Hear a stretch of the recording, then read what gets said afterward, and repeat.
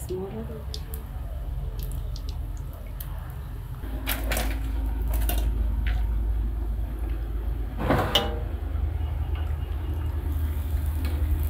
আলাইকুম, কেমন আছেন সবাই? গরম গরম তেলের পিঠা তৈরি করা হচ্ছে।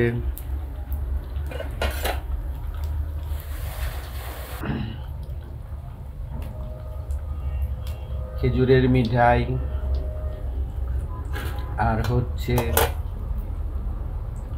আতপ চালের গুঁড়ি, দুধ, নারকেল, পানি।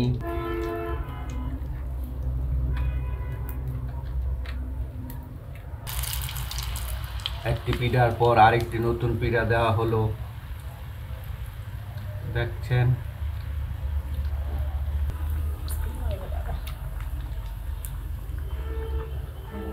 দেখেন পিঠাগুলো তেলে বুড়বুড়ি উঠে সুন্দর পিঠা হয়ে গেল।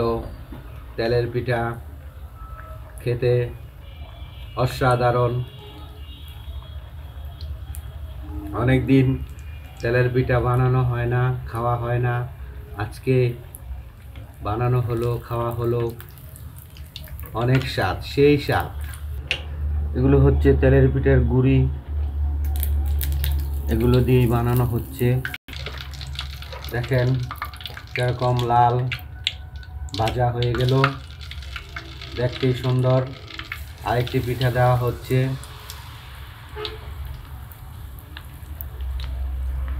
দেখতে অনেক ভালো লাগছে। তেল থেকে অনেক বুড়বুড়ি উঠে একটু পরে সেটা হয়ে লাল হয়ে যাচ্ছে। অনেক সুন্দর, অদ্ভুত। দেখছেন পিঠাগুলো লাল, লালচে, বাদামি, খেতে অনেক মশমশা, সুন্দর, ফুলে ফুলে সম্পূর্ণ হয়ে উঠছে। সুন্দর পিঠা।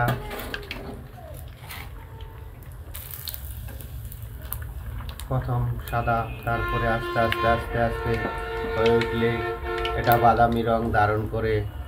এটা খুবই একটা সুন্দর, অন্য রকমের তেলে ভাজা তেলের পিঠা।